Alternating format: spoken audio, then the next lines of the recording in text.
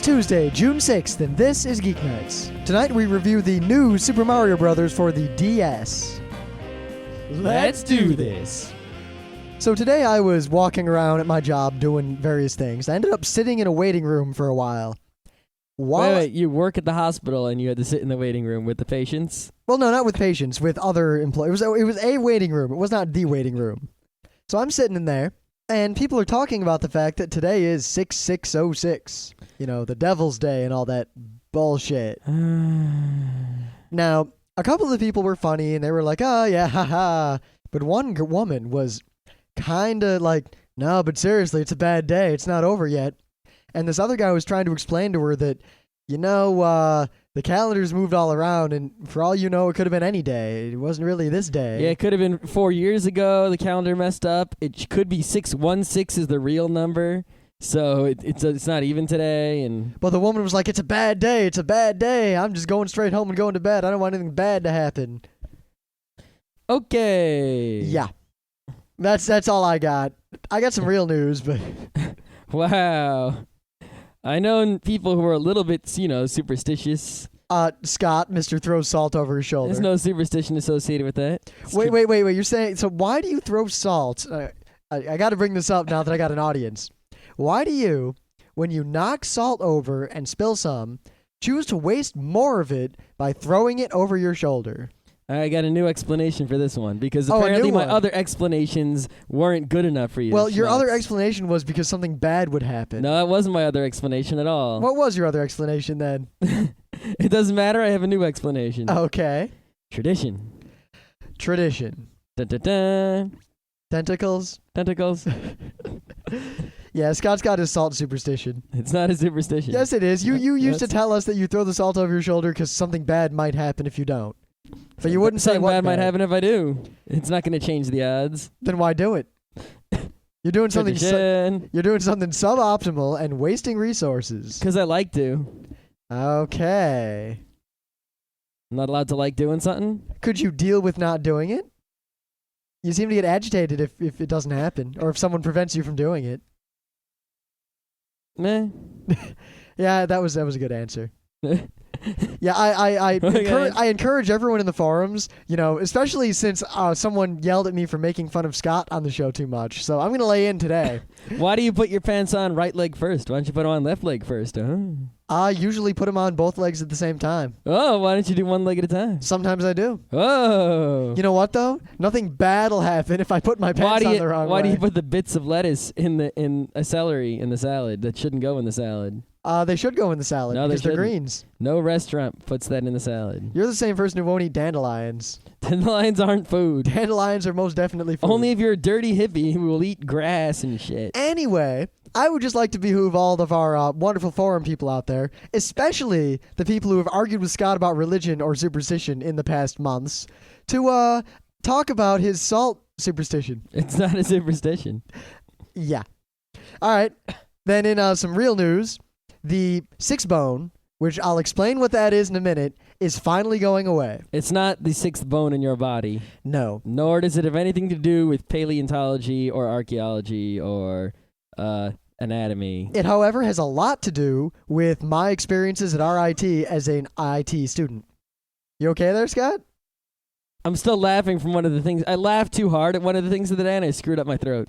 Uh-huh. So I'm coughing a lot. Hey, it could be the chemicals wafting in from the hallway. So I went to RIT to study information technology, and as a result, I did a lot of networking stuff. And a project that I actually never completed because I dropped out of the class, but I started it, involved IPv6, which is the theoretical successor to IPv4, which is what is currently running the internet. Now, I could go into great detail about this, but I'm sure none of you care because it's not tech day or anything, and you're just here for your gaming. But, IP addresses, like 129.21.21.1. Though there aren't that many of those, there are only so many of those numbers that we can use, and we're running out. The proposed solution is IPv6, or IP version 6, as opposed to version 4, which basically gives you enough IP addresses to assign millions of them to every square meter of the Earth's surface, including the oceans, and still have plenty to spare. So the idea of IPv6 is that every single electronic device in the entire world could have an IP address, and it wouldn't matter. Even if you had everyone carried around like 100 devices, and they were all like minuscule nano devices, it wouldn't matter. It also solves a lot of the problems we currently have with IP, like multicasting doesn't work so well, and load balancing has to be done in kind of hackish ways, and DHCP, which is a way to get IP addresses out of the ether. We need that, while on IPv6 you could really set up a network where that's not necessary. IPv6 is all around good, but for a variety of reasons, no one has really gotten into it, and it really hasn't taken off in the real world. The 6-bone was a test bed, a branch of IPv6 that was dedicated to students and professors and technical experts to study, play with, test, and generally muck around with IPv6. I myself had a fairly large swath of 6-bone addresses to use in a project for a class I was taking at RIT. Considering there are millions and millions and millions and millions of addresses, billions of addresses even, having a large swath of them is not difficult to get. I hooked two... Well, it was difficult to get if you weren't in a school. Yeah, of course. But if you asked, they just gave you... Bloop. Yeah, but you had to be going to a school that had the ability to ask. Of course. I mean, we went to RIT. We had the friggin' best internet connection in the world there. Close to it. We had 2 OC3s, 2 T3s, and a bunch of ASDL backups. Yep, ADSL. Yeah. Yep. But anyway, I then dropped out of that class and didn't do much with the 6-bone, though I did connect 2 computers to it at one point. Ooh. And now it's going away. They are finished testing. They no longer need the 6-bone. It is gone. It is dead. But IPv6 isn't dead. You can still do it the right way. Even though no one is really doing it, and IPv6 probably isn't going to take off anytime soon. Yeah, if you really want to do experiments with IPv6, the thing is, out there, pretty much all the software in the world supports it. At least all the good software. Nah, most software doesn't support it. If you have a Linux machine, it supports it 90% perfectly. But the actual internet doesn't support it, and nor does your internet service provider. So what you can do is you can set up a LAN in your house that uses IPv6 all you want. You just can't, the internet isn't running IPv6 yet. They'd need to upgrade all sorts of routers and things, which isn't going to happen. Okay, I got 2 combined newses here. Yeah, he changed his news suddenly on me. That's fine. First news. Some guy in, the Ukraine? Kiev. He went to a lion cage, and he was going down a rope into the lion cage, and he said, if a God exists, he won't let me die. Or something like that, probably in Russian. And he was mauled and killed immediately by the lions who slit his jugular vein. Okay. God did not protect him from the lions. Another story, unrelated but related. There was a big storm somewhere, and this woman went outside to pray that her family would be protected from the storm. She was immediately struck by lightning. There is no God. I don't think that's news, but I think you're discounting the possibilities that there is a God and he's an asshole, that there is a God and he has a sense of humor, that there is a God and he wanted to make an example out of these people, that there are a whole bunch of gods and they weren't paying attention, that there's a great dragon in the sky and he was just pissed at this woman. Yep, you know what? Believing any of those things is better than what most of the religious nutbags believe, because they don't believe any of that. So that's your news? Yep. All right, great. Let's just go to things of the day. Like there wasn't any gaming news. What do you want from me?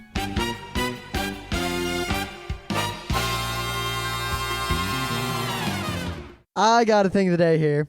And once again, I haven't found anything really particularly new or exciting on the internet in quite some time. And I've run out of cool retro things to link to. So I just wandered around and I stumbled upon an old Photoshop, or not actually Photoshop Friday, but a comedy goldmine on something awful. Truth in gaming. And it's, just funny, cover of a game and the truth about that game. Well, board games. Yeah, it could have been any game, just no one did video games. Oh. But the best one, far and away, was to Magic the Gathering, and it was Money the Wasting.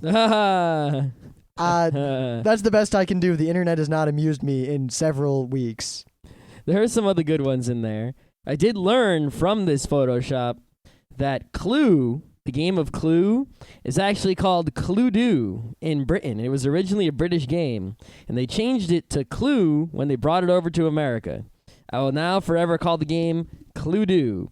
Also, they changed the guy, you know, Mr. Body in Clue, the guy who gets killed. Apparently, he's really named Dr. Black. I will now call him Dr. Black. Well, you couldn't have a racist game in the U.S. I mean, who dies first? The black dude. But you have Mrs. White. Yeah, that's fine.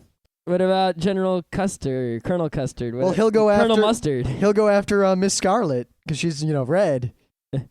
Yeah. Yeah. I'm not sure why they actually changed the name. I wouldn't be surprised if it was some sort of fear of racism charges. Why did they just call him Dr. I don't know, some other color that wasn't in there? Dr. Orange? Dr. African.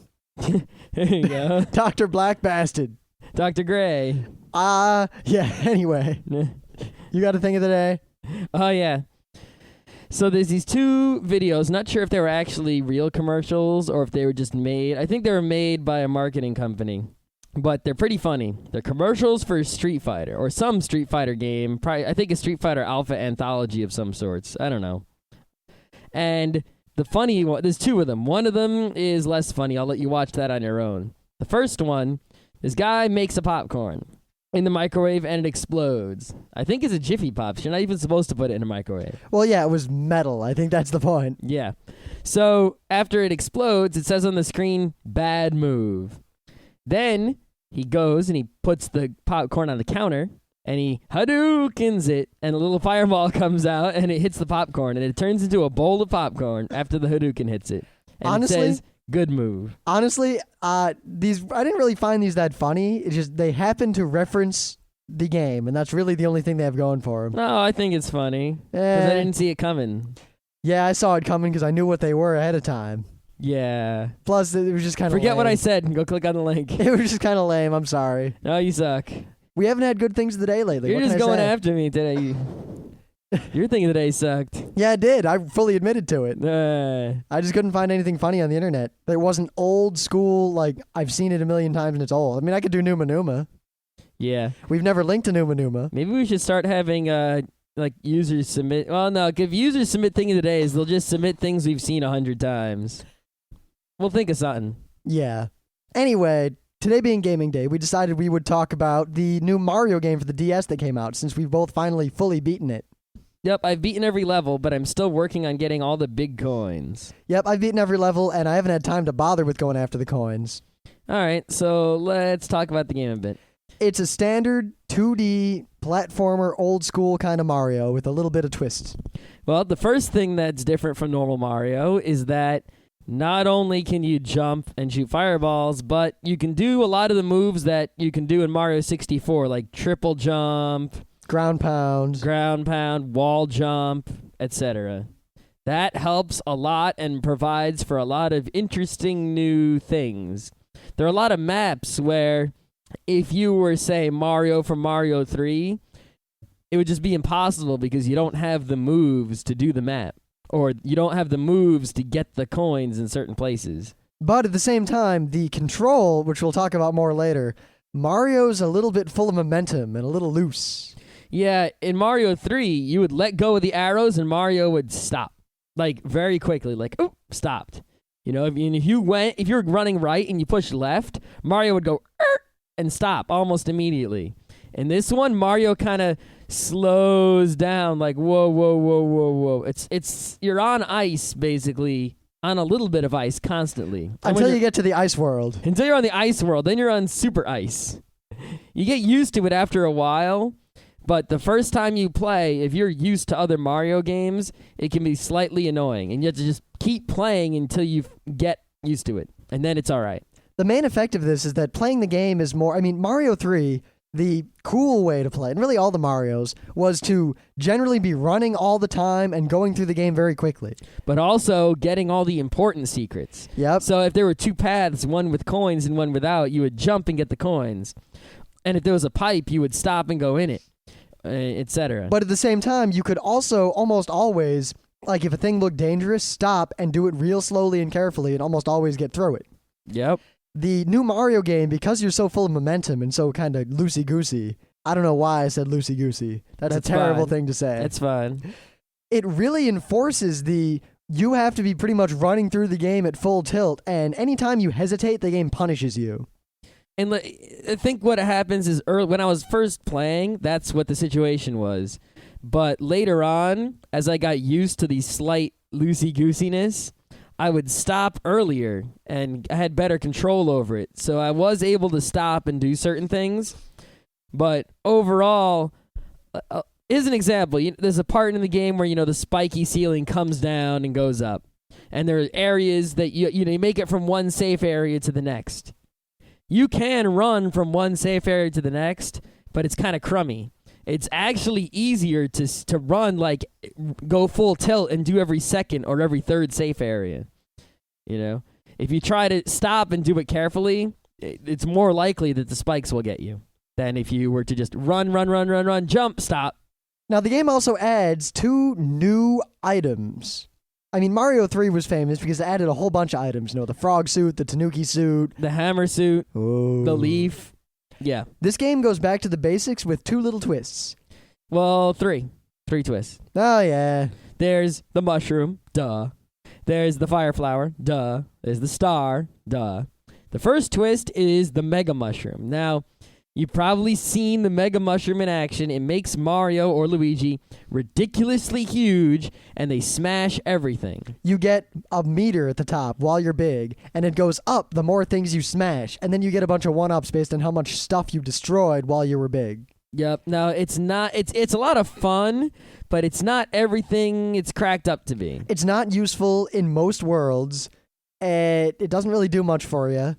Yeah, I mean, there are some worlds where at the beginning of the world there'll be 1,000,000 bricks and bad guys, and it's like the perfect spot to use the Mega Mushroom. But there are other worlds where, even though Giant Mario or Giant Luigi can just kick pipes out of the way and completely destroy any bad guys and bricks and whatnot, there will be holes you can't get over, or there will be,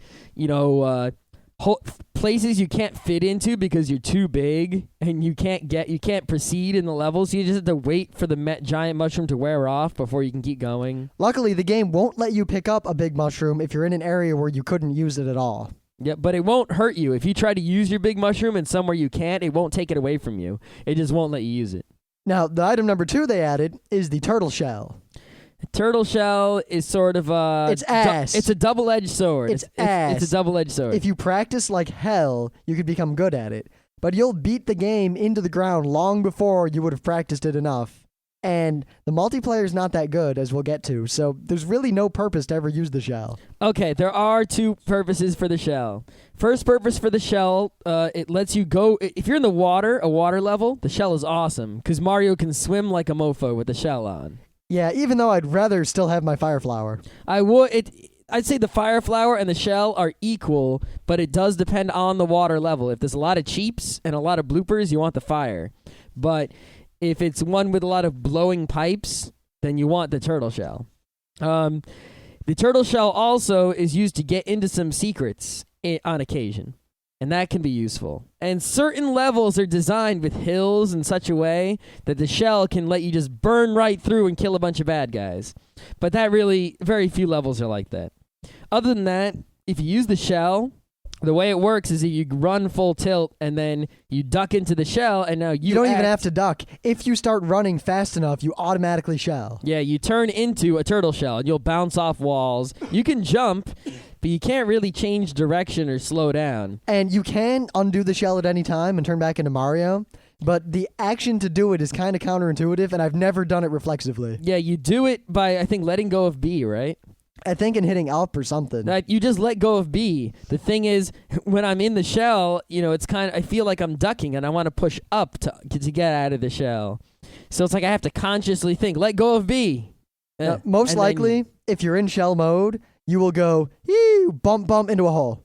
That's what happens most of the time. Luckily, you don't really need the shell for anything. It's just something to play with. You do need it to get a few of the secrets, like the cannons in certain levels. Yeah, but you can do that with a bunch of turtle shells and a lot of tenacity. Well, what I do is I keep a turtle shell in the reserve. I get to the secret. I turn the turtle shell on. I get the secret. I just go harvesting Koopa Troopas and throwing them at whatever secret it is, and then There's some secrets where you can't get the Koopa Troopa near it. Like, there are secrets, they make the level in such a way where the only way to get through is if you have the turtle shell. Yeah, luckily I beat almost the entire game, and I just ignored all those secrets, and I didn't miss much. Yep, they're mostly warp zones and that sort of thing. Some of them will help you get to... They're basically a lot of secrets that get you the same result, and some secrets will get you the result easier or more difficultly, and you can pick either one you want. The last item is the mini mushroom, which is basically only a skip levels real easily and go to secret areas item. Yeah, the mini mushroom makes you really, really small, which helps you get into secret areas where there's a really, really small hole or an extra small pipe to go into. Now, being small, any hit kills you. You can't even squash Goombas. You just if bounce you off jump of on a them. Goomba, you just bounce off. You can ground pound the Goomba, though. You could jump really, really high and really, really far, and you can fit into holes. Mm-hmm. That's it. Yeah, it basically makes playing the game normally harder, but it allows you to play the game differently where you can go real far, real fast, and go into secrets. There are quite a few secrets that require the mini mushroom because you need to kick off a wall and go flying really far to reach an opposite ledge with the mini mushroom. Or, in fact, the two secret worlds that they're on the board. They're not much of a secret, but there's world 1, 2, 3, 4, 5, 6, 7, 8. Two of the worlds are optional. 3 and 4. It's 1, then 2, then 3 or 4. Kind of like Outrun, where if you go left, you go to world 3, and if you go right, you go to world 4. Well, to get to world 4, you have to beat world 3 as Micro Mario. Yeah, the same with world 7. There is another way to get to World 7 with a cannon, and that's how I got there. Yeah, I got there the normal way because it was easier. Yeah, I got there by using a turtle shell on a secret, which actually wasn't too hard because I had the shell in the reserve, so I got to the secret normally, and then... But I like the way the game clues you in because you beat, the final castle area against Kid Koopa, and then you run, like he runs off and you run after him. But right there, before he runs off, there's a little hole that Mario just runs over. So I thought to myself, and I beat it again as a little Mario, and instead of going across, he fell in the hole and went to a different world. Yeah, it's pretty obvious. You had to be an idiot not to realize it when you see it. So you'd beat World 2, you would see that secret, you'd go back to World 2, you'd get the secret. The same thing in World 5, you would do the same exact thing to get to World 7. These worlds don't unlock anything other than you get to play the world, and they're fun. You really need to play all the worlds. Level 7 is a really, really crazy world. Level 7 is great. All right, what else there is about this game? Now, the gameplay itself, the game is fun. I'd say it's a lot easier than, say, Mario 3. Oh, it's hella easier than Mario 3 or Mario World. It has a lot of levels, but once you get the hang of it, you can just blow right through it. Yeah, I blew through the game to the end in a couple days. Yeah, I think it took me under a week, and I beat the game. And then I unlocked World 7, and I beat every world in that. So. And the game has some decent replay value because you can go around and try to get all the big coins, which you basically just use to unlock areas on the map that are obvious, like mushroom houses. Another thing is that there's big replay value, and that if you burn through all the levels, you didn't really fully experience them, and they have a lot more to offer than just running through them quickly. So by the time you've beaten the game, you have a lot of skill. So going back and playing all the levels over, trying to collect the 3 giant coins in each level, it will be the first time you play out the levels and don't want to do them anymore. But at the same time, I don't find the game as expansive or as long-term replayable as Mario 3 and Mario World. No, I definitely don't. Mario World is just massive. There's so much to that game. And Mario 3, there's so many levels you almost never played because, you can't save your game or anything. Yep. I think that what are there, like 80 levels in this game or something crazy like that? I don't even know. I just blew through it. I didn't even really notice. I think that's what they said. There's something like 80 levels, but it doesn't feel as big as Mario World or Mario 3. Mario 3's levels are actually really, really short compared to this game. Yeah, and they're really complex too. But I don't know. Like I played Mario 3 a zillion times. But this game, after I get we'll see how long I can keep collecting giant coins before I get sick of it. Yeah, I mean, I got sick of collecting stars in Mario 64 right quick. Oh, yeah.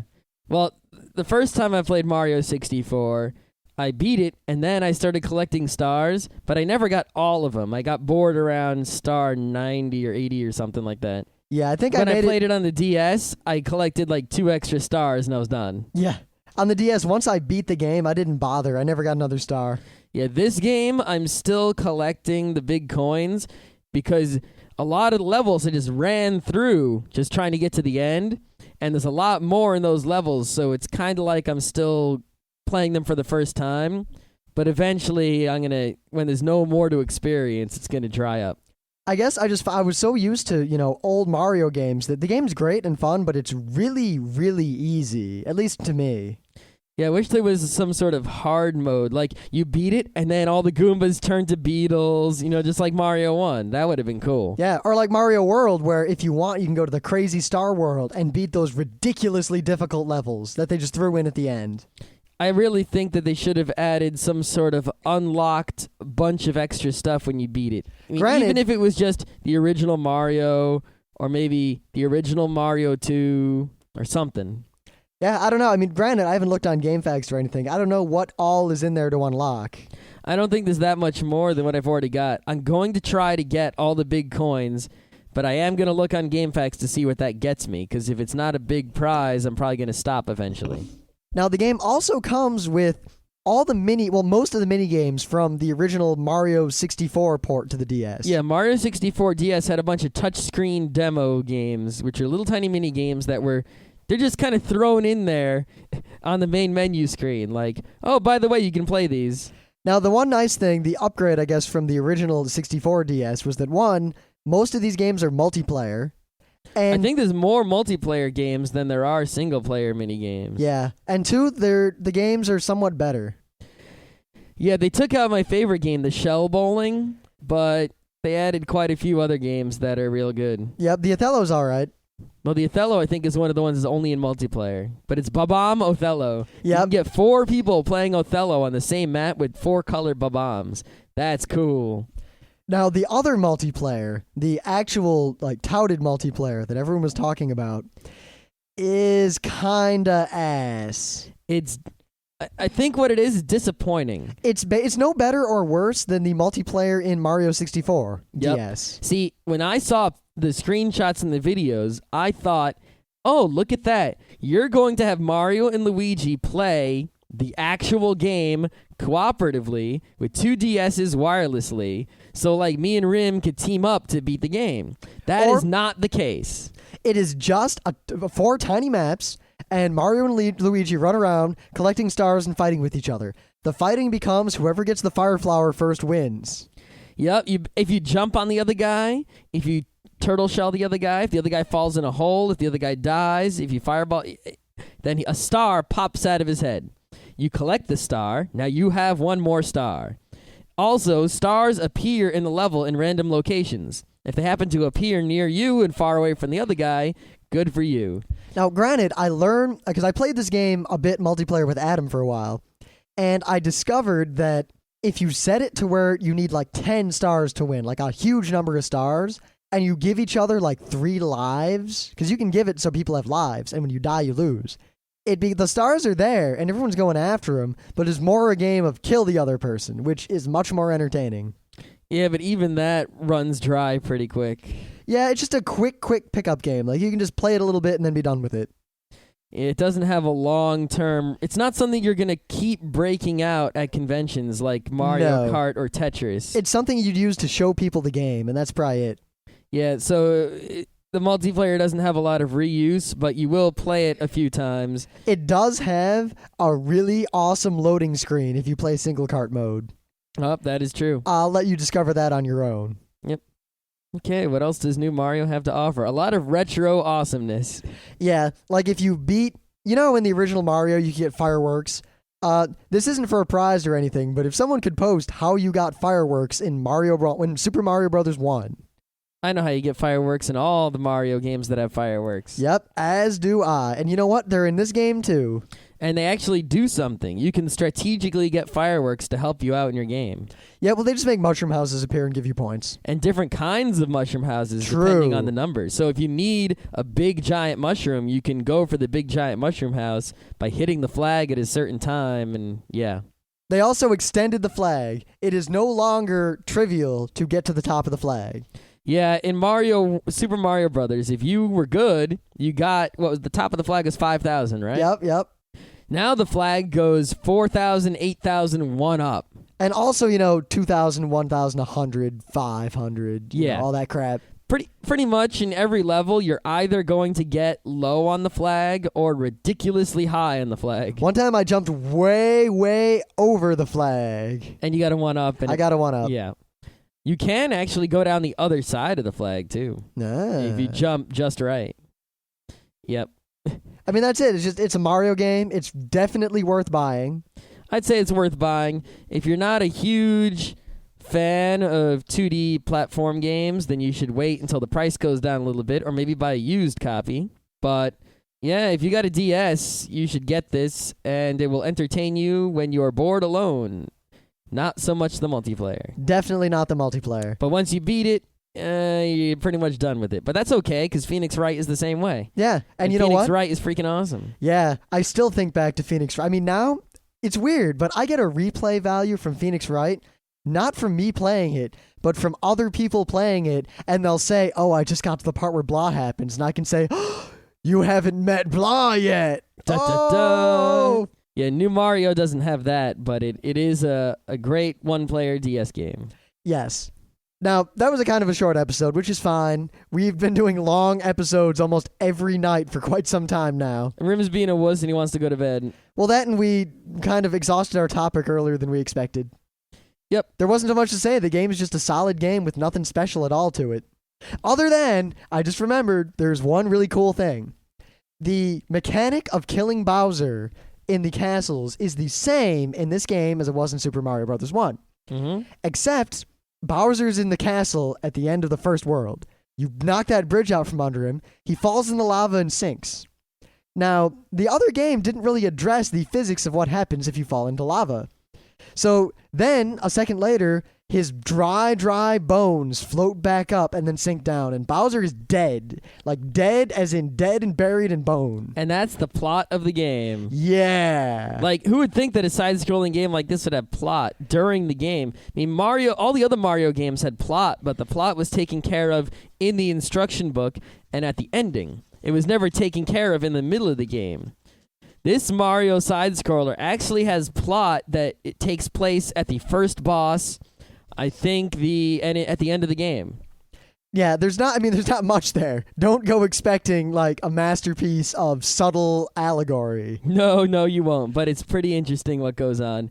And it explains away something in the original Super Mario Brothers that has everyone, that you might say, hey, how did that make sense? Well, here you go.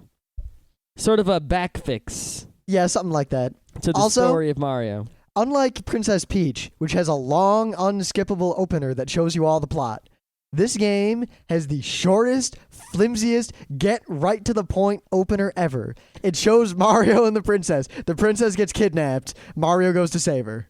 Yep. Go. Oh, and one last And you can skip it. You just push start. You can turn this game on and be playing Mario in seconds.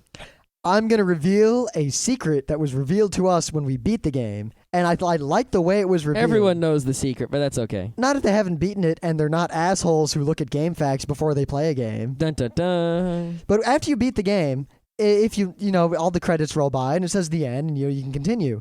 But if you notice, the background image, because they don't say it anywhere, just the background image, real lightly, says over and over again, like L plus R plus A equals Luigi.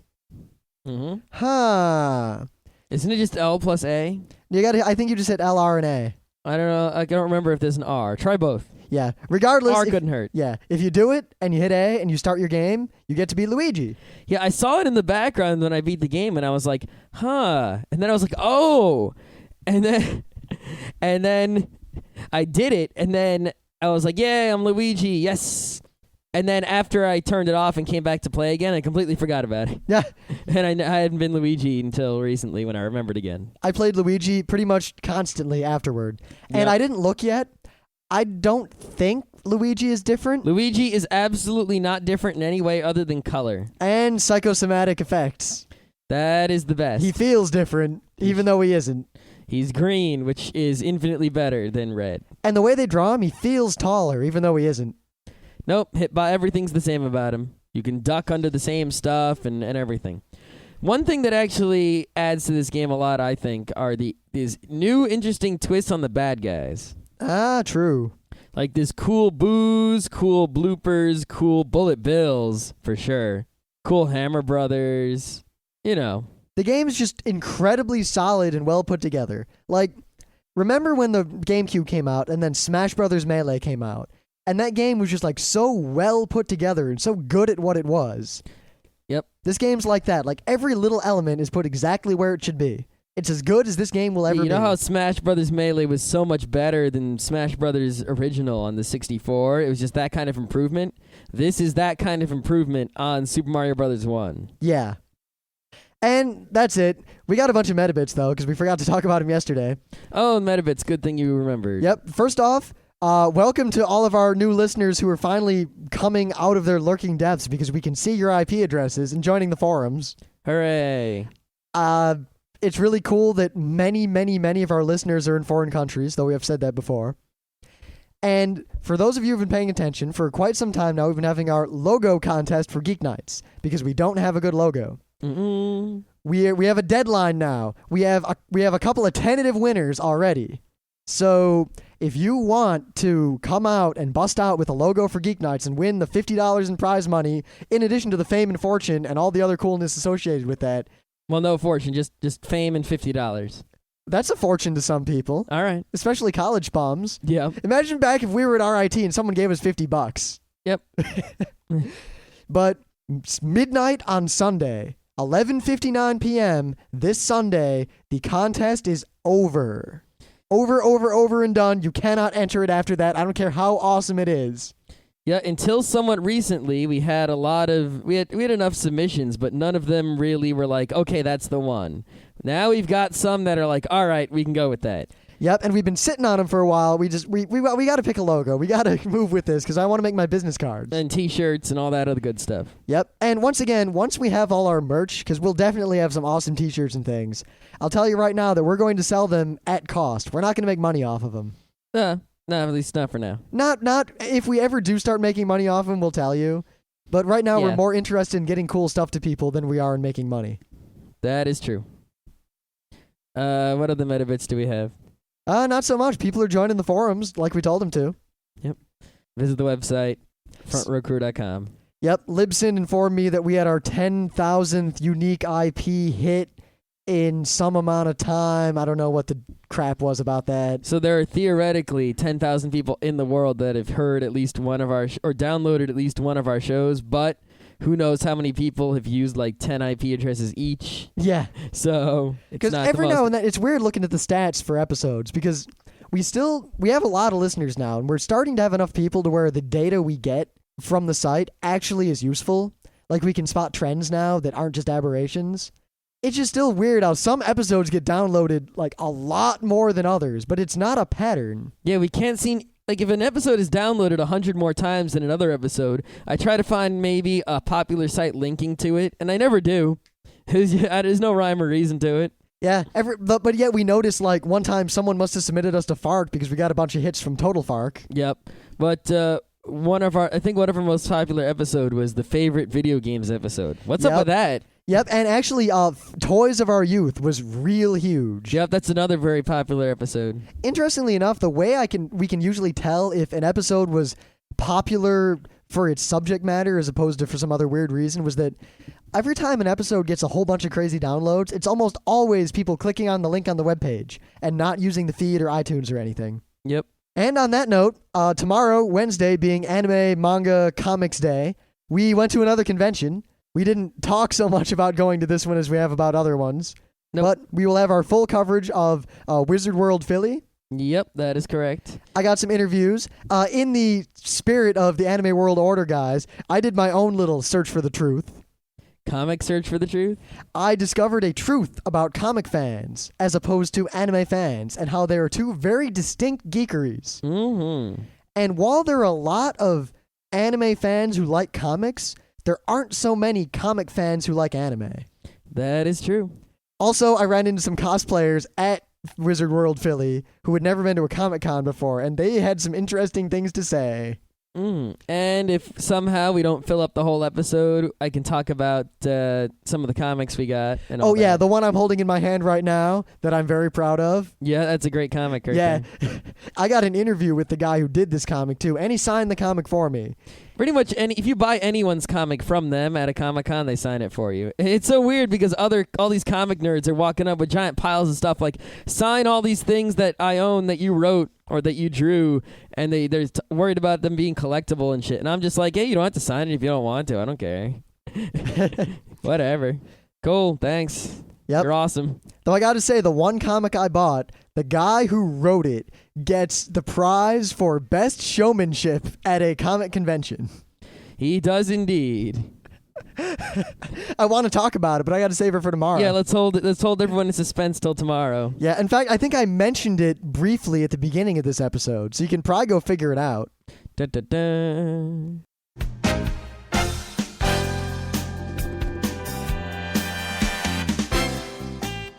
And that was Geeknights with Rim and Scott. Special thanks to DJ Pretzel for our opening theme. Be sure to visit our website at www.frontrowcrew.com. If you like our podcasts, you'll love our forums. Make sure you visit them. You can send your email feedback to geeknights@gmail.com. And if you want, you can leave us a voicemail at 206-333-1537. Geeknights airs every weeknight, Monday through Thursday. Geeknights is recorded with absolutely no studio and no audience. But unlike those other talk shows, it's actually recorded at night.